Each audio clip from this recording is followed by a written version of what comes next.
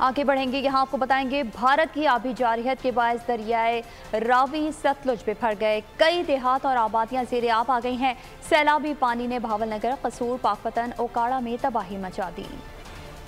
भारत की आबी जारहियत जारी। रावी सतलुज ब्यास की लहरें किसानों पर भारी पड़ गई। भारत की जानिब से छोड़े गए पानी से दरियाओं में तुगयानी। दरिया रावी और सतलुज में ऊंचे दर्जे का सैलाब। दरिया सिंध में पानी की सतह बुलंद हो गई। दरिया सतलुज का सैलाबी पानी बहावलनगर के देहात में दाखिल हो गया। 70 से जायद देहात ज़ेरे आब आ गए। बहावलपुर की तहसील मंचनाबाद में पानी आबादियों में दाखिल हो गया। पाकपतन, मेलसी, चिश्तिया, मंचनाबाद, आरिफवाला, बिहाड़ी, लोदरा, बूरेवाला और हेड सुल्तानकी में शहरी खुले आसमान तले बेयारो मददगार किसी मसीहा के मुंतजिर है। तो रोड से बैठे हैं, तो कल परसों तो हुकूमत आई है तो उन्होंने क्या चलो थले वो दसो पिछो डुब के आए हैं, अगे फिर अगे आए हैं, इतने डूबे हैं, मकान डिग पे हैं, कुछ नहीं बचा यानी कि। दूसरी जानिब खैबर पख्तूनख्वा, पंजाब, इस्लामाबाद, कश्मीर, गिलगित बल्तिस्तान और बारखान में बादल बरसे। मुल्क के दीगर इलाकों में मौसम गर्म और मरतूब रहा। कराची में भी दिन में बादल छाए रहे।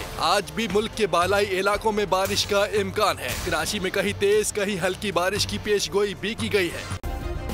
सब्सक्राइब करें और बेल दबाएं ताकि कोई खबर रह न जाए।